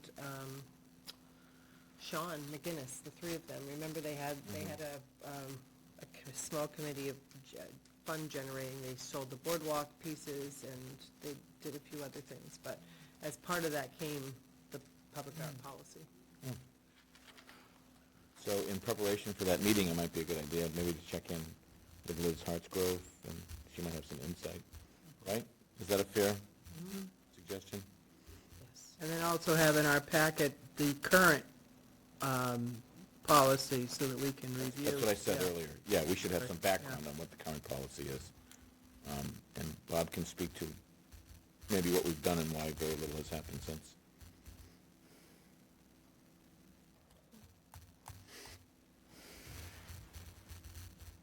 We're going to have a longer meeting next time. I can't believe how short this one has been. Watch what you- And that is not a Yeah, be complaint. careful what you ask for there, newbie. You'll get your Yeah, marathon yeah, meetings, I guarantee it. Yeah. So the special town meeting in November, what will be on that one in November? Because it looks like we only have one, review of the articles on October 1st, and then that's it, other than the final review. What is, We don't have any articles yet, right? but what we would do, we would open and see what articles we have for cleanup items, and if you don't like the articles, you don't have to have a town meeting. It's entirely up to the selectmen. We've had a special town meeting every year. Didn't we propose changing the community preservation to the fall meeting? To take their articles and put them there instead of in April? Wasn't that a discussion previously? Well, initially, we were breaking it up, and I can't remember if it was CPA or zoning, it was to make it less, but most of the time then, we needed a special town meeting to settle the school budget, or, Yeah. you know, I think originally it was along the lines that Dorcas mentioned with zoning and things like that. But it's like anything else, pressing issues would come up, and deviate somewhat from that. But I don't know, for instance, if community preservation's on target now to be able to make a proposal for their warrants for the special town meeting. Should we maybe check in with them? Well, we'll need to check in with everyone. What we do is we announce that there's a potential town meeting, and then they have a deadline to submit articles. I could check with community preservation. I don't think that they're coming in with any articles. I know the capital improvement program sometimes has items that they put off till the fall, that, can't wait for the spring. I know we had talked about a potential article for some of the PFAS work. There's nothing that is, I think, a legal requirement that we have to do. But the idea was to make a call and find out what we've got, and the board can decide whether or not it wants to move forward or not. It might not be enough, right? So then there isn't one. That call. But we do need to kind of hear what's coming in on over the transom. Okay. Are we done on upcoming agenda items, Mr. Chairman? All set? That's okay. Yes. Thank you for... Individual items. Mark? I don't have any, Mr. Chairman. None. Tracy? I don't have any, but as long as Bob is going to update Mike on where we left off with the goals. Yes. Okay. All right. We've also talked a little bit during the day. Okay. I don't have anything, Mr. Chairman. Just one little update on the whole question of the veterans license plate as a requirement for the veterans discounted beach and trash stickers. It turns out that the HEROES Act has been passed by the State House, but not by the Senate. And they're up against a July 31st deadline. So that includes the license plates being made free to veterans. So that would, make the problem go away. But apparently, this will all depend on whether the Senate is willing to pass the HEROES Act as it is, or whether they'll want changes and then things have to go back to the House. Then they'll probably miss the deadline. So I'm keeping an eye on that, and I'll let you know how that goes. Good, thank you. Okay, no more individual items. Town administrator updates. Thank you, Mr. Chairman. I'll start then with the goal-setting session, and I want to congratulate the board for a very successful session, giving up your entire Saturday morning in the middle of July to sit and develop goals for the upcoming year for the town. I thought it was a very successful session. I know Chairman Stone was unable to make it, but I felt that the progress was tremendous. And right now, I've got the material that I'm pulling together that I'll have available for your next meeting to check things over. And the board reinstituted and rejuvenated all of the major goal areas. And I thought the approach that the board took to make changes to the areas of focus under some of the key headings, such as, the water quality, and maintaining the stewardship of that across the board in a very holistic way of, setting the direction in areas of focus under each one of those is going to be very helpful in terms of working with all of the departments to make sure that they're energized to carry out these items.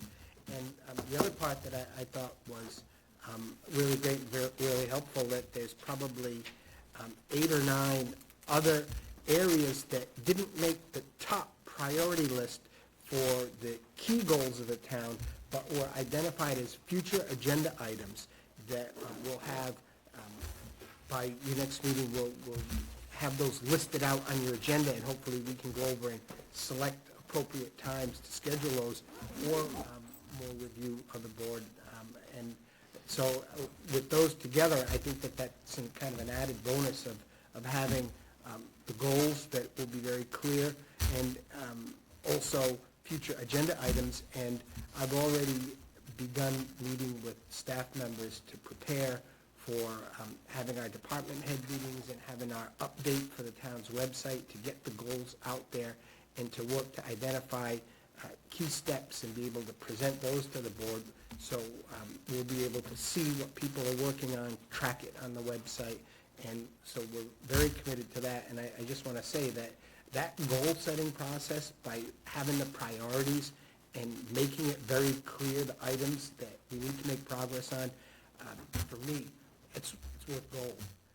When I meet and work with every single department, the first thing we talk about every time are the goals of the town.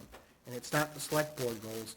You're required to vote those, but once those are voted, those are the goals of all of us.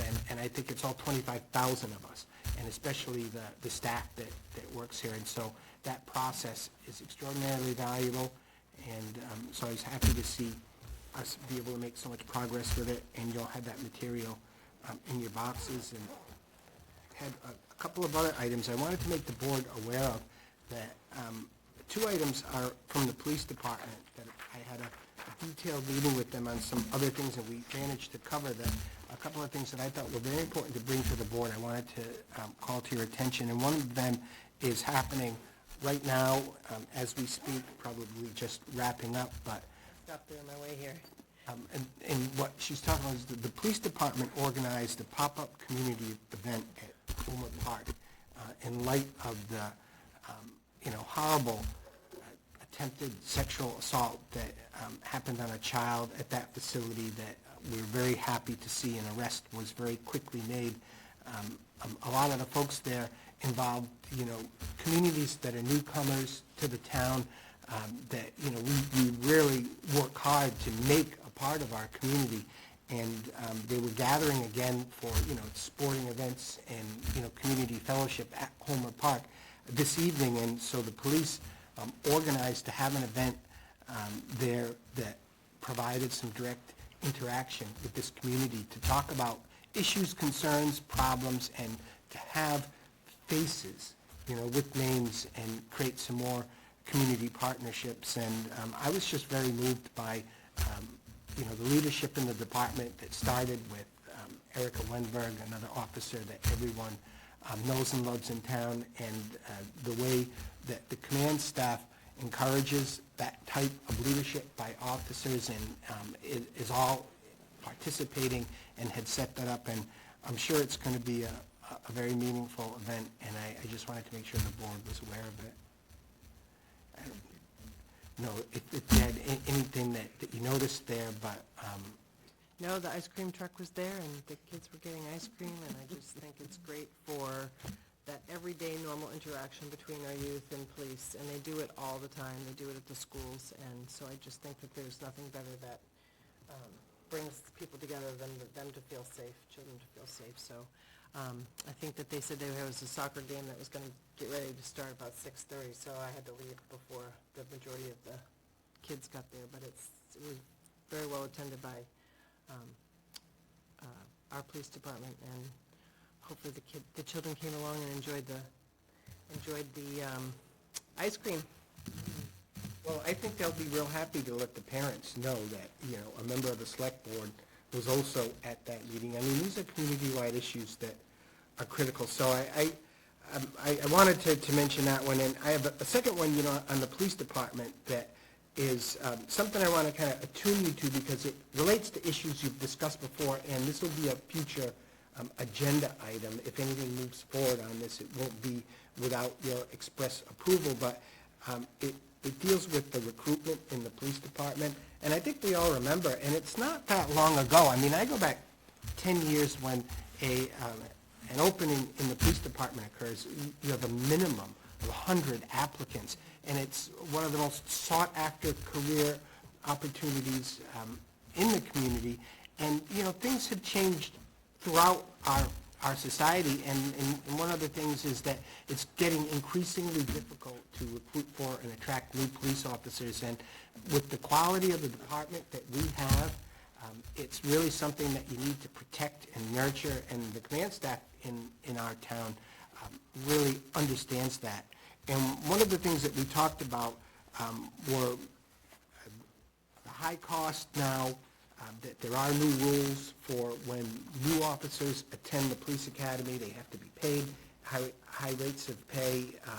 You might not be aware that it's got up to $63,000 for the cost of sending a new recruit to the police academy and paying that recruit while they go to the police academy. It's a lot of money. We've got 3 going through the next round, which is coming up this fall, and we've got a 4th that we're trying to squeeze in this year. So there'll be extra funds we'll have to attribute to the police department for that. But between the high cost of sending people to the academy and the difficulty of even finding the candidates in the first place, a lot of the towns in our area, these are our neighboring communities, places like Chatham and Barnstable and other communities, have adopted a signing bonus type of thing, that if you can attract a police officer recruit that is academy trained, that they're willing to put up, and I think like Barnstable pays $7,500, and Chatham is similar to that. And so the police department is mulling over a potential policy that would enable them to try to offer the type of bonus that would help attract trained officers that are high-quality officers. And so that's something that they're researching, they're looking at, and they'd like to develop their ideas just a little bit more and present some options for the Board of Selectmen's consideration to potentially improve the recruitment for the police department for our next round of people. And, it's worth saying that, like I say, there were 4 this year that were filling, due primarily to retirements, but also some, mobility. We had an officer go to the state police, things of that nature. But also, over the next year, there's probably another 4 retirements. So this is going to be something that 8 over 2 years, it's quite a lot. And and those are just retirements that are coming up. So I wanted to mention that. I hate, like you say, I don't like to surprise you with the new agenda item, but that's something that's been under consideration. I just have one thing on that, and I think we've all been on the record in the past. With both the police and the fire, I think we do have to get creative. The one thing I think that we need to do in this process, and I'm not opposed to something like that, but I think it's important to protect the taxpayers, because what happens oftentimes, especially in our fire department, we've been talking about this for 20 years, we pay to train them, and then they go to another town. And I'm not opposed to a bonus, but there should be some commitment to our taxpayers if they accept that. And it's the same thing with the fire training. I mean, we put them through the academy and then they leave, and that's not fair to our taxpayers. So there should be some type of verbiage in any agreement. And I've been saying this for years, and it's never happened. I don't understand why they wouldn't support that change in their contract. But it's certainly we're looking at the classifications right now. I think we're going to really see what's happening in some other communities and probably make some changes, but as a short thing, a bonus is a great idea. But again, the taxpayers have to be privy, because they could come and leave 6 months later to go down the road, and I think that would be problematic. No, I think it's an excellent point. And I know in other towns, for example, when they invest in a new hire, there are requirements for them staying for a period of time.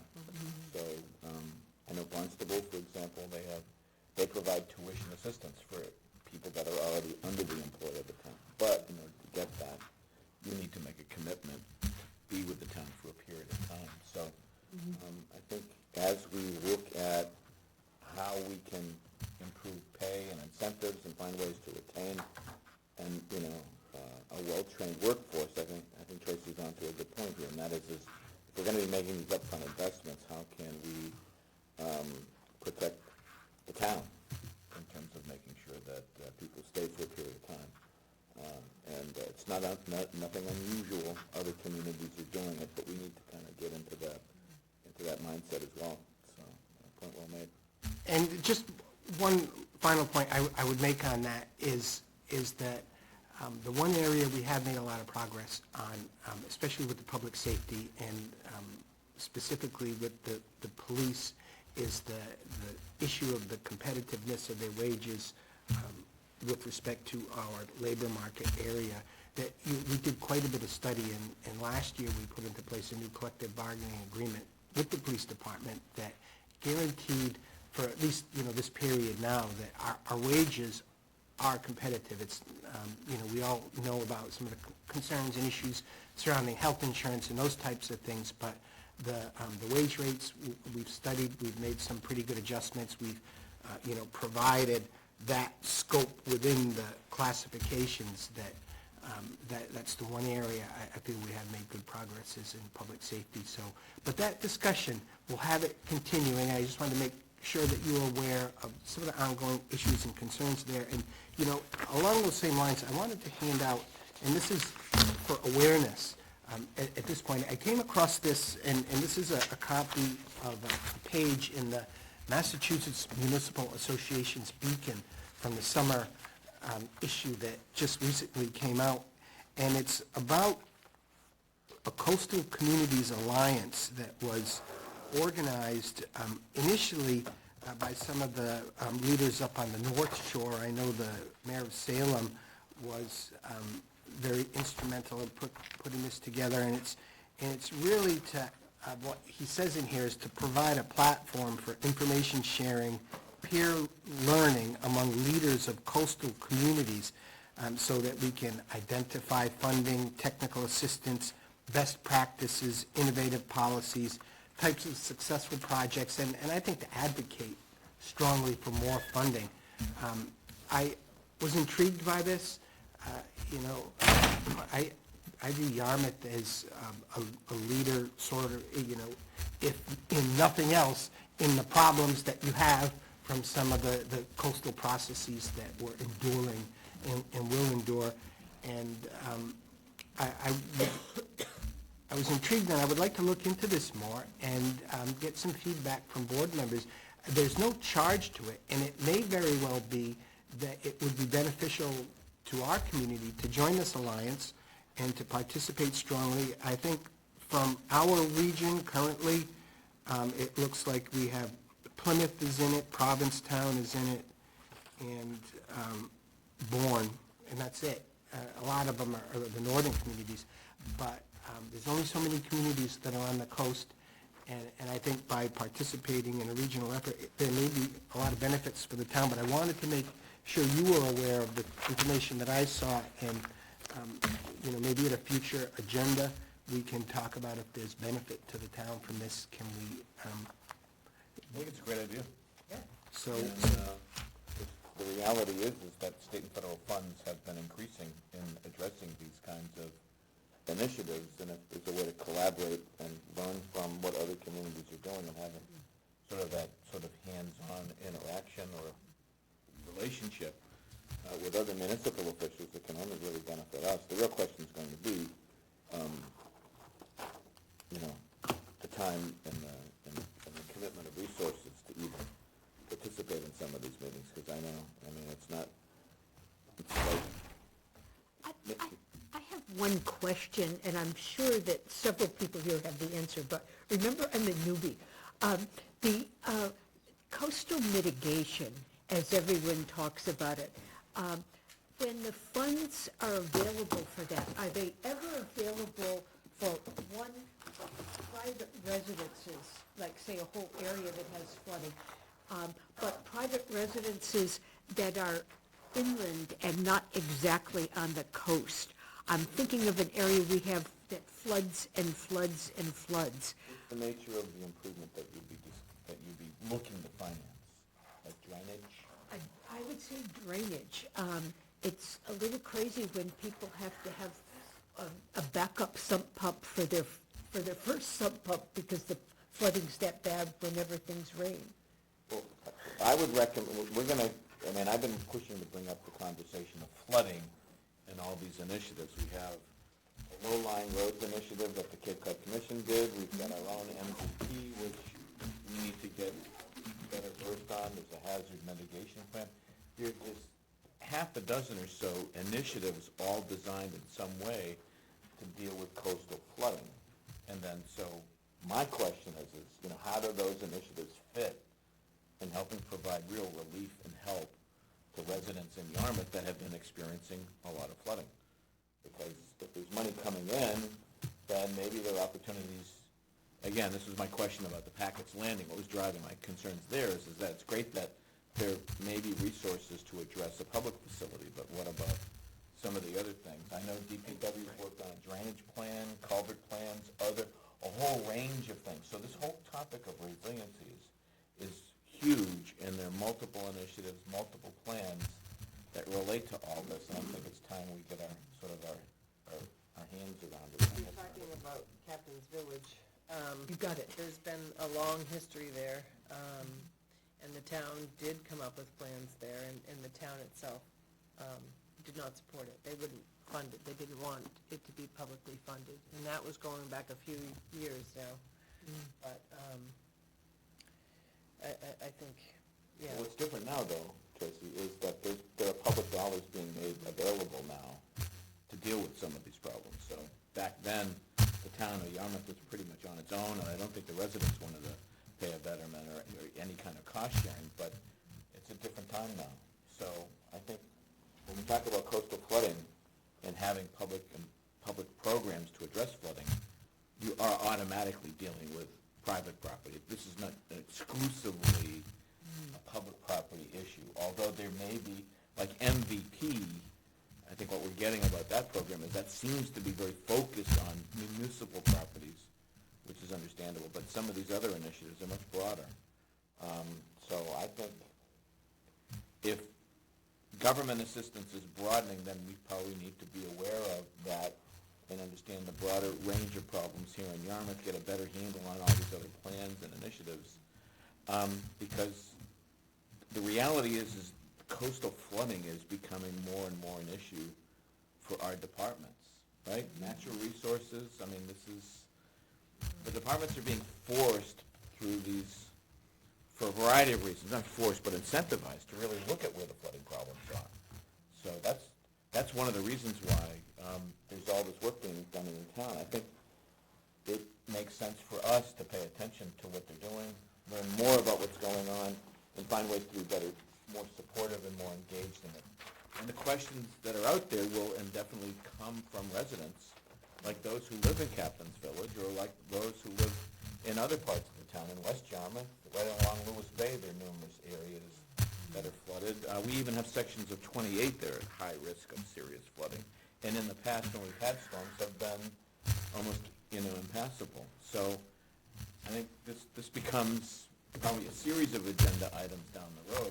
But that's one of the reasons why I was interested in getting our focus on it, is because of precisely that. I mean, I have office hours. People come in and they'll ask me, when are we going to deal with Captain's Village? I don't know what to tell them. I don't know where they are on the priority list. I don't know where it fits, but I like to tell them something, particularly if we're going after money to fund flooding, controls or flooding remediation of flooding initiatives. So.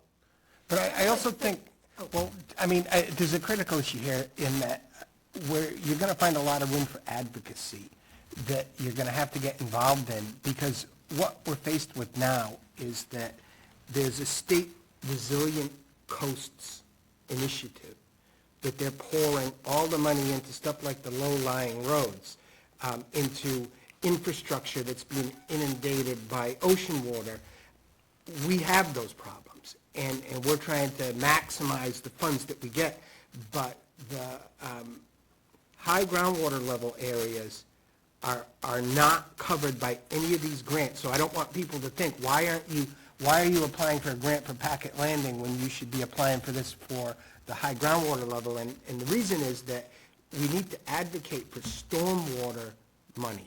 And there is some stormwater money out there, but it's not like the pet of the current administration, that they're plowing all this money into the coastal, but not giving us money to do the groundwater. And so we've been putting maybe $200,000 a year into stormwater through the Capitol, but we need more state money. We need to break that wide open in order to solve problems like Captain's.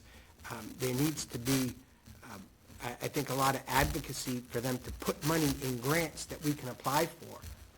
The problem though is that if we're getting money to address coastal flooding or flooding problems, folks that have been historically flooded are going to want to know, why aren't they included? Now, I understand some of the outside funding may be more targeted to coastal flooding as opposed to inland flooding or groundwater related to flooding, but for most residents, flooding is flooding.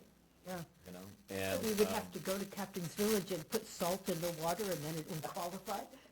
I'm curious, Tracy, you were on the board then. Do you think public awareness of flooding as a big regional issue has expanded enough that the public would be more receptive to helping I don't know, Captain's I Village? don't really know now what the sentiment would be.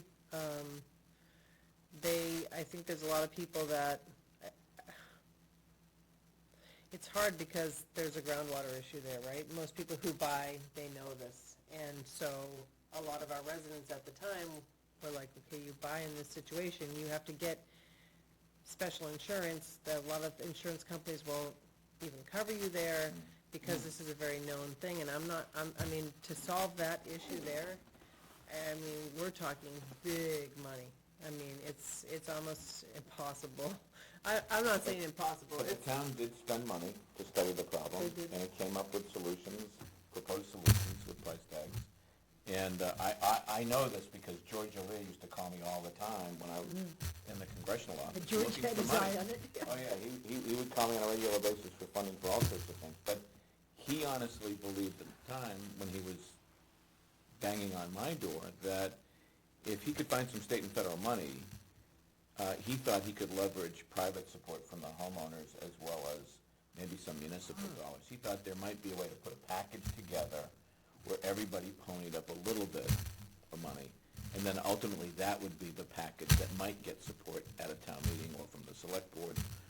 And that's where he was going, and then obviously, he passed and wasn't able to, pursue it. But I can recall from my discussions with him, that's what he wanted to do. The problem that we have as a board is that with all these other alphabet super programs out there with their own priorities, it puts these issues of flooding, regardless of the causes of it, it puts all of these issues back on the municipal agenda. So we need to be really well-versed in the kinds of things that Bob had just mentioned to us. That there's going to be some programs that will just target this, some programs that target that. So we're going to have to be fairly open and transparent if we're going to be prioritizing some of these projects, because we have to be able to explain why are we prioritizing some and not prioritizing another. I'm not even sure that the roads there are public roads Where? in Captain's Village. Are they public or are they private roads? Public. Well, I'm not sure, on paper. So Well, these but are things that would have to be looked at. But the plan would need to be redone. I don't know whether or not, I think if they put together a good package, I'm sure most reasonable people would want to solve a problem if they could. So I don't know what would happen now, but I'm just saying, and that's one of the issues that a lot of those people in that area have a problem with the development for the housing authority, because they're definitely afraid that that type of development is gonna, cause more flooding in their area. So I remember a retention pond, there was, I mean, It was the town had a project at the time. It's worth, I would love to just, from an informational point of view, I would love to have a better handle on just what it was we were thinking at the time, what the cost estimate was. Maybe get a sense of what the latest cost estimates are, and to at least do some due diligence to determine whether or not any of these other initiatives that are being that are being floated might be, potentially helpful. Who knows, there may be even, every few years, grant programs change. It's always worth taking another look at it without necessarily getting people's hopes high unnecessarily, but I do think there's some value. This is a part of the community that's been impacted, and there will be other parts of the community that might be impacted, but the impacts may not necessarily fit a category where there's some state and federal aid, right? So I think to some degree this is, as we go down this road in dealing with resiliency, I mean, it's a nice term, a nice word, but by and large what you're doing is you're developing solutions that will not almost exclusively, but in large measure, deal with flooding. Once we go down that, what are we gonna do to mitigate flooding road, it invites a whole set of other questions as well that we need to be at least cognizant of. And we need to be able to have some straight answers for people in terms of why we're dealing with this flooding problem, but not that flooding problem, right? So you said you wanted to stay here for a while, Joyce. We can keep going on this if you'd like. My husband doesn't expect me home yet. No, but I honestly believe that this issue is going to continue to dominate more and more staff time, department head time, and resident time, and our time. I think it's just a matter of time. Well, I had one little thought when we were listening to the public health people tonight, that kind of assistance with human resources, technical resources. When you think about it, mold and mildew and this endless flooding in people's basement, that's a public health problem too. I wonder if we could come at it from a different angle. Like I said, it's a future, this is future agenda item stuff. I know where there's $1 million. Exactly. No, listen, I've gone to many of these homes myself, sat in living rooms and listened to people talk about when the water elevation is high, the stuff that comes in to their basements. It's not clean water. And it's not clean water. No. Correct. So, and then they hear that there may be another large development. Now, again, I don't want to go back and point fingers at who allowed what to happen and so forth, but the reality is they have a real problem right now. Yeah. And so if we're going to, again, if we as a municipality are going to take a leadership role in doing resiliency and deal with flooding, we're going to have to make decisions about what we're prioritizing and why. And it just invites this question, because I think once we start talking about it, there are probably several neighborhoods of residents that are going to want to come in here and say, why not my storm drains? I hear this all the time from people. My storm drains. Plus, I don't know if anyone's noticed this, but some of these flooding events that we're getting, these storm events, these rain events, the amount of water that's getting dumped in people's, sometimes in their front yards or on the streets, in some cases, these are volumes of water that we're just not used to seeing with the kind of frequency. And our drainage system is not designed to deal with a lot of this. So there's that problem as well. You're so used to sandy soil just making it go away. But we're not used to seeing like 4 inches of rain in 1 hour. That's kind of That's some always of going to be a problem. That used to be like a some of 1 the in a storm. 100-year event. Now it's a 1 in a 2-year event, or 1 in, they're just happening with more frequency, I've been in this building where we've been just dumped huge amounts of rain. And there are a lot of places that are just not immune, you can only do so much, but some places there's just no way to get around it. You're going to get flooded. So where do you draw the line? So I'm also concerned because some of those houses, when they were built, they have the block foundation rather than the poured concrete foundation. So that makes it easier for the water to come in to their cellars. Yeah. There's no, I'm not in Captain's Village, but we actually lifted our house. You don't want to do that. It's so expensive. It's so crazy. And had a concrete foundation poured under a little bitty ranch. And now it's absolutely waterproof. And our house sits up a little higher. But it just seems there must be some more systemic way to help than having everybody do that. It's tough, and there's no inexpensive answer, unfortunately, for those people. And that's the tough part. But to Mark's point, there's a lot of neighborhoods like that. And so, again, with the plan, there's so many things we have to prioritize. And we need to prioritize. We need to see all of the issues and be able to make some decisions.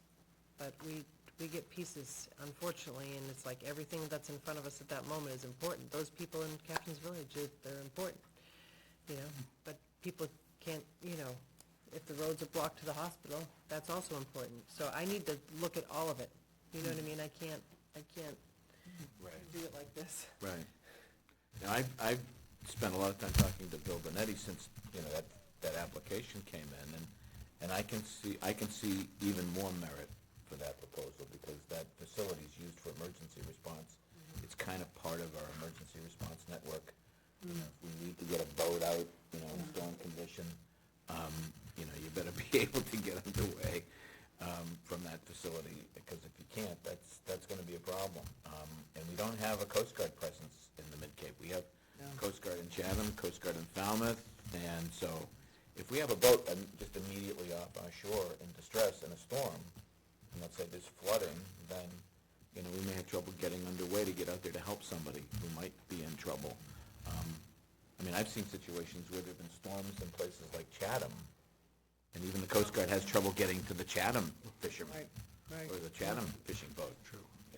So, we are Yarmouth, Dennis, Barnstable, we're more or less on our own in the Mid-Cape here. The Coast Guard can come, but sometimes it could take several hours, and even a helicopter might not be there right away. So if there's an emergency, I would bet you 9 times out of 10, and maybe 10 out of 10, Yarmouth or Hyannis are going to be the first ones on the scene. And it's just a matter of, and that will determine whether or not someone lives or dies. So, yeah, I've had a much better appreciation for the value of that project. But as I'm hearing the presentation, in the back of my mind, I'm saying, as we've been talking about, how do you making priorities? Why are we doing a flooding mitigation for this one? But I get LVO or, somebody, a resident in the Captain's Village saying, well, where does my project fit in? Towns had this problem for years. Where do we fit in? Are we on the list, on anybody's list, on anybody's radar screen? And it's not just them, but it's folks throughout the town of Yarmouth. There are folks in West Yarmouth that have the same concern, they'll, like me or any one of us. So I think once we go down this road, I'm just saying, it's a big topic, so when we get into it, we're going to have to get into it in pieces. That's why I was curious, because I keep hearing, coastal and flooding as if like we're a coastal community, but really the flooding is around the edges, and that's why I was just wondering. So does the